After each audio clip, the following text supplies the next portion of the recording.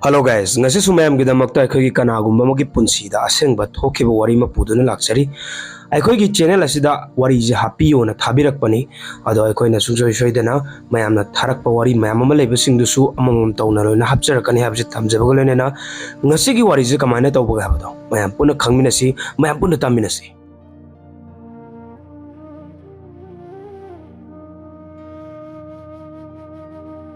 ai gaming prem chan ai wangkhai ayang pali dagini ai ga nungsinaramba nupisa ai khoigi hek laikai ga thangnare yamna lapnaba nati maga ai ga nungsinaba hawrpase 2013 gi march tagi hawrpani masu angang yamna oiri magi chahidi chahi 13 mukta ngairi aisu chahi 10 mukta ngairi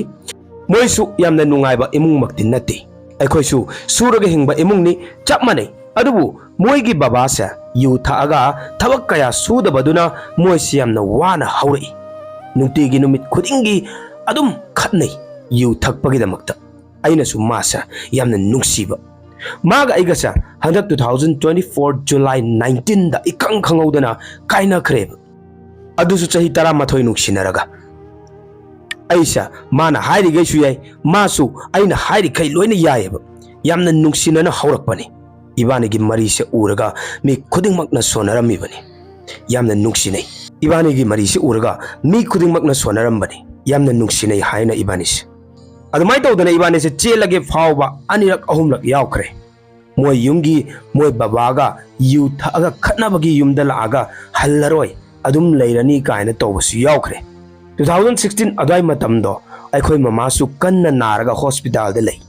adu iba taragasu aina ma laabanina adum leirasi hayeng paw handokpa ahan tharasina adum lehele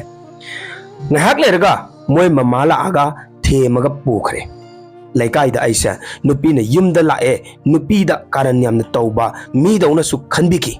ado ai kasum saurudre matamgi matungina adusu loina kaunakre ibani di adum nungsinari moi adom da marup tawri haidana marup yawre aisa mana pura sumkhre aina thabak sururaga phangakpa paisasu mana loina paisin bahore hairisa ibani launa lenaraga tawba amata nateko aisu mana hairi khai loina yai aisa bura mangonda luppaga adum leire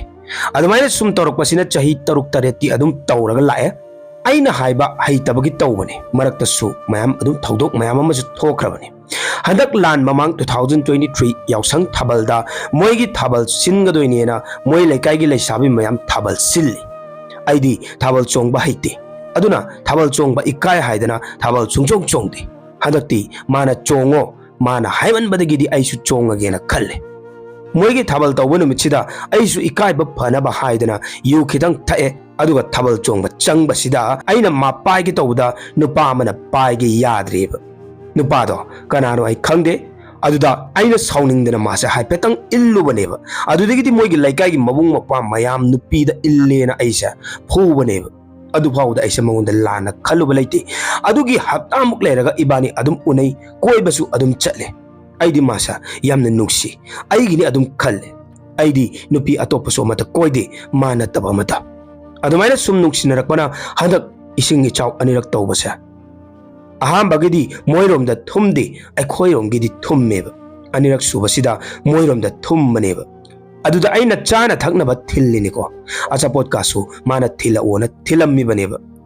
ising thumba phakre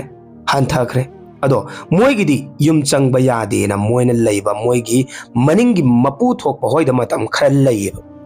adudagi tang 18 sa moigi yum changba numit neba numit sidani mana engonda kainarasi harakadoisi aidi khangdabanina icham chamna ngasidi moyumda changba numitnina ngasi thilake hairubada mana thila ano chaning dena hairakpaneba aisi kaigino hangwa matamda mana chaning de hairakpaneba aduda mana aingonda aigi wakhal kautho age nangsu ama yengona hairakpaneba aina kaino nang haidubo asumna hangba matamda mana aingonda hairaisa ai nang nungside pamde nangonda laining dena hairakpani aina kaino asukoina chahi 13 hena nungsinara aga kaino nangna hari mayam du haib matamda mana adu oiragasu aina ngonda leiba pamde na hairib aina mangonda nang adumaina tawgano asukoi basa aidi nang nataba nupi atopa ma yengbasu leite asumna aina hanjan hanjana kappaga haijabaneba mana yadreba ꯑꯩꯁꯨ ꯑꯩꯉꯣꯟꯗ ꯃꯥꯅ ꯁꯨꯃꯥꯏꯅ ꯇꯧꯔꯤꯁꯤ ꯀꯔꯤꯒꯤꯅꯣꯅ ꯈꯜꯂꯦꯕ ꯃꯥꯅ ꯍꯥꯏꯕꯁꯨ ꯑꯗꯨꯝ ꯇꯧꯔꯒ ꯂꯥꯛꯑꯦ ꯃꯥ ꯅꯠꯇꯕ ꯅꯨꯄꯤ ꯑꯃ ꯀꯣꯏꯕꯁꯨ ꯇꯧꯈꯤꯗꯦ ꯑꯩꯅ ꯃꯥꯒꯤ ꯃꯅꯥꯎꯄꯥꯗ ꯀꯣꯜ ꯇꯧꯔꯒ ꯍꯪꯕꯅꯦꯕ ꯀꯩꯒꯤꯅꯣ ꯅꯣꯏ ꯆꯦꯅ ꯁꯨꯃꯥꯏꯅ ꯇꯧꯔꯤꯁꯦꯅ ꯑꯗꯨꯗ ꯃꯅꯥꯎꯄꯥꯁꯤꯅ ꯅꯨꯄꯥ ꯑꯃ ꯀꯣꯏꯔꯕꯅꯤ ꯑꯟꯗ꯭ꯔꯣꯗꯒꯤ ꯑꯆꯥꯄꯣꯠꯀ ꯊꯤꯜꯂꯛꯄꯅꯦꯅ ꯍꯥꯏꯔꯛꯄꯅꯦꯕ ꯑꯗꯨꯗꯒꯤꯗꯤ ꯑꯩꯁꯦ ꯀꯣꯛꯁꯦ ꯄꯨꯔꯥ ꯆꯥꯛꯄꯅꯦ ꯑꯩꯁꯦ ꯁꯣꯛ ꯆꯠꯄꯅꯦ ꯑꯁꯨꯛ ꯀꯨꯏꯕꯁꯦ ꯑꯩꯅ ꯅꯨꯄꯤ ꯑꯃꯠꯇ ꯀꯣꯏꯔꯛꯇꯕꯅꯤ ꯃꯉꯣꯟꯗꯒꯤ ꯍꯦꯟꯅ ꯃꯥꯕꯨ ꯅꯨꯡꯁꯤꯕꯒꯤ ꯑꯗꯨꯒ ꯃꯥꯅ ꯑꯩꯉꯣꯟꯗ ꯇꯧꯔꯝꯃꯤꯁꯤ ꯀꯔꯤꯅꯣꯅ ꯑꯩꯁꯦ ꯑꯍꯤꯡ ꯁꯨꯡꯇꯨꯝ ꯇꯨꯝꯗꯅ ꯅꯣꯡꯉꯥꯟꯕꯁꯦ ꯈꯪꯍꯧꯈꯤꯗꯦꯕ ꯃꯥꯒꯤ ꯋꯥꯈꯜꯗ ꯑꯩꯁꯦ ꯄꯨꯔꯥ ꯀꯥꯎꯔꯦꯕ ꯑꯩꯁꯦ ꯇꯧꯐꯝ ꯈꯪꯗꯗꯅ ꯑꯩꯒꯤ ꯏꯅꯦꯒꯤ ꯃꯆꯥ ꯑꯃ ꯃꯥꯁꯤ ꯅꯨꯄꯤ ꯊꯤꯔꯦ ꯑꯩꯒꯁꯨ ꯑꯗꯨꯝ ꯄꯨꯜꯂꯦ ꯃꯥꯒꯤ ꯅꯨꯄꯤꯁꯤꯒꯤ ꯃꯃꯥꯗꯣ ꯃꯥꯏꯕꯤꯅꯦꯕ ꯑꯗꯨꯗ ꯑꯩꯅ ꯆꯠꯂꯨꯁꯦ ꯑꯩ ꯌꯥꯝꯅ ꯋꯥꯔꯦ ꯈꯥꯡꯕ ꯂꯥꯛꯄ ꯉꯝꯗ꯭ꯔꯦ ꯍꯥꯏꯕꯗꯒꯤꯗꯤ ꯃꯣꯏꯁꯨ ꯍꯔꯥꯎ ꯍꯔꯥꯎꯅ ꯌꯥꯔꯛꯑꯦ ꯑꯗꯨꯒꯗꯤ ꯆꯠꯄꯅꯦꯕ ꯑꯩꯗꯤ ꯄꯨꯔꯥ ꯉꯥꯎꯔꯒ ꯆꯠꯂꯕꯅꯤꯀꯣ ꯍꯦꯛ ꯌꯧꯕꯒ ꯏꯃꯥꯁꯤꯅ ꯏꯕꯨꯡꯉꯣ ꯅꯪꯗꯤ ꯉꯥꯎꯔꯦ ꯑꯁꯨꯝꯅ ꯍꯥꯏꯔꯛꯄꯅꯦꯕ ꯑꯗꯨꯃꯥꯏꯅ ꯇꯧꯗꯅ ꯂꯥꯛꯑꯦ ꯌꯥꯝ ꯅꯨꯡꯉꯥꯏꯇꯦ ꯑꯩꯁꯦ ꯑꯩꯒꯤ ꯃꯑꯣꯡꯁꯦ ꯍꯥꯏꯔꯛꯑꯦ ꯈꯨꯝꯐꯝꯁꯦ ꯈꯪꯗ꯭ꯔꯤꯕ ꯏꯃꯥꯁꯤꯅ ꯀꯗꯥꯏ ꯅꯪꯒꯤ ꯈꯨꯠ ꯌꯦꯠꯇꯣ ꯄꯤꯔꯛꯑꯣꯅ ꯍꯥꯏꯔꯒ ꯑꯩꯒꯤ ꯈꯨꯠꯁꯦ ꯄꯥꯏꯔꯒ ꯃꯤꯠ ꯎꯏꯁꯤꯜꯂꯒ ꯌꯦꯡꯕ ꯃꯇꯝꯗꯗꯤ ꯏꯃꯥꯁꯤꯅ ꯍꯥꯏꯔꯛꯑꯦꯕ ꯏꯕꯨꯡꯉꯣ ꯅꯪꯁꯦ ꯅꯨꯄꯤꯁꯤꯅꯗꯤ ꯌꯥꯝꯅ ꯅꯨꯡꯁꯤꯔꯝꯃꯤ ꯃꯉꯣꯟꯗꯒꯤ ꯍꯦꯟꯅ ꯑꯇꯣꯞꯄ ꯅꯨꯄꯤ ꯀꯣꯏꯅꯤꯡꯗꯅꯕꯅ ꯃꯥꯅ ꯍꯥꯏꯔꯤꯈꯩ ꯌꯥꯅꯕꯅ ꯅꯧꯔꯤꯉꯩꯗ ꯆꯥꯕꯗ ꯁꯦꯝꯖꯤꯟꯈ꯭ꯔꯦ ꯃꯥꯅ ꯇꯧꯔꯤꯁꯦ ꯅꯪ ꯅꯨꯡꯁꯤꯕꯒꯤ ꯇꯧꯈꯤꯕꯅꯤ ꯑꯗꯨꯕꯨ ꯍꯧꯖꯤꯛ ꯃꯥꯁꯦ ꯋꯥꯈꯜ ꯑꯣꯜꯂꯦ ꯑꯍꯦꯟꯕ ꯄꯥꯝꯃꯦ ꯍꯥꯏꯔꯛꯄꯅꯦ ꯑꯩꯁꯨ ꯄꯨꯡꯉꯛ ꯉꯛꯄꯅꯦꯕ ꯑꯗꯨꯃꯥꯏꯅ ꯍꯥꯏꯔꯛꯄꯗꯨꯗ ꯃꯥꯅ ꯑꯩꯉꯣꯟꯗ ꯑꯗꯨꯃꯥꯏꯅ ꯇꯧꯔꯝꯅꯤ ꯀꯥꯏꯅ ꯑꯩꯁꯦ ꯊꯥꯖꯗꯦꯕ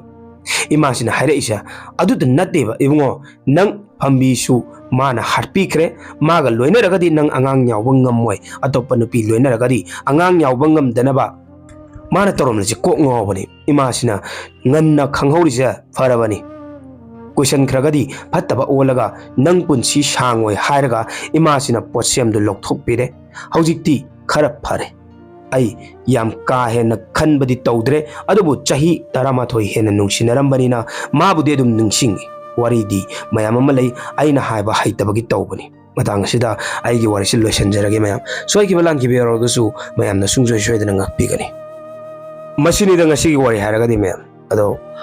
ꯋꯥꯔꯤꯁꯦ ꯃꯈꯟ ꯃꯈꯟꯅꯤ ꯉꯁꯤꯒꯤ ꯋꯥꯔꯤꯁꯤꯁꯨ ꯇꯥꯕꯗ ꯃꯌꯥꯝꯁꯨ ꯅꯨꯡꯉꯥꯏꯔꯝꯃꯣꯏꯅ ꯑꯩ ꯈꯜꯂꯦ ꯀꯩꯒꯤꯅꯣ ꯍꯥꯏꯗꯤ ꯆꯍꯤ 11 ꯅꯨꯡꯁꯤꯔꯛꯄꯒꯥꯏꯁꯦ ꯑꯩꯈꯣꯏꯒꯤ ꯃꯇꯝꯁꯤ ꯌꯥꯝꯅ ꯁꯥꯡꯉꯕꯅꯦꯕ ꯍꯧꯖꯤꯛꯀꯥꯟꯗꯤ ꯑꯥꯏ ꯂꯚ ꯌꯨ ꯍꯥꯏꯅꯔꯒ ꯗꯣꯛ ꯗꯣꯛ ꯇꯧꯊꯣꯛꯅꯕ ꯃꯇꯝꯅꯤ ꯑꯗꯣ ꯆꯍꯤ 11 ꯑꯝꯇ ꯈꯜꯂ ꯌꯦꯡꯉꯨꯕ ꯑꯗꯨꯛꯀꯤ ꯃꯇꯤꯛ ꯁꯥꯡꯅ ꯅꯨꯡꯁꯤꯅꯔꯛꯏꯕꯅꯦꯕ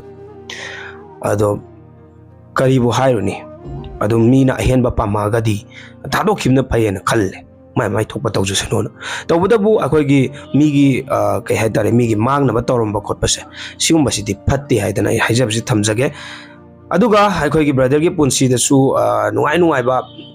ꯑꯐꯕ ꯑꯣꯏꯌꯣ ꯍꯥꯏꯗꯅ ꯍꯥꯏꯖꯕꯁꯤ ꯊꯝꯖꯕꯒ ꯂꯣꯏꯅꯅ ꯑꯁꯤꯒꯨꯝꯂꯕ ꯑꯁꯦꯡꯕ ꯋꯥꯔꯤ ꯑꯩꯈꯣꯏꯒꯤ ꯆꯦꯅꯦꯜꯁꯤꯗ ꯍꯥꯞꯄꯤꯅꯤꯡꯕ ꯂꯩꯔꯒꯁꯨ 9774505165 ꯍꯥꯏꯔꯤꯕ ꯅꯝꯕꯔ ꯑꯁꯤꯗ WhatsAppꯇ ꯄꯥꯎ ꯐꯥꯎꯕꯤꯔꯛꯎ ꯑꯗꯨꯒ ꯑꯗꯣꯝꯅ ꯍꯥꯞꯅꯤꯡꯂꯤꯕ ꯋꯥꯔꯤꯁꯤꯡꯗꯨ ꯑꯗꯣꯝꯒꯤ ꯐꯣꯟꯒꯤ ꯅꯣꯠꯁ ꯆꯩꯊꯣꯛꯄꯤꯔꯦ ꯍꯥꯏꯔꯒ ꯑꯩꯈꯣꯏꯒꯤ WhatsApp ꯅꯝꯕꯔ ꯑꯗꯨꯗ ꯀꯣꯄꯤ ꯄꯦꯁ ꯇꯧꯁꯟꯗꯨꯅ ꯊꯥꯖꯟꯕꯤꯔꯛꯎ ꯑꯩꯈꯣꯏꯅ ꯁꯨꯡꯁꯣꯏ ꯁꯣꯏꯗꯅ ꯑꯗꯣꯝꯒꯤ ꯋꯥꯔꯤꯁꯤꯡꯗꯨꯕꯨ ꯑꯩꯈꯣꯏꯒꯤ ꯆꯦꯅꯦꯜꯁꯤꯗ ꯍꯥꯞꯄ ꯉꯝꯅꯕ ꯍꯣꯠꯅꯖꯔꯛꯀꯦ ꯑꯗꯨꯗꯤ ꯉꯁꯤꯒꯤꯗꯃꯛꯇꯗꯤ ꯀꯥꯏꯅꯔꯁꯤ ꯃꯊꯪꯒꯤ ꯋꯥꯔꯤꯗ ꯑꯃꯨꯛ ꯃꯌꯥꯝ ꯄꯨꯟꯅ ꯊꯦꯡꯅꯔꯁꯤ ꯌꯥꯏꯐꯔꯦ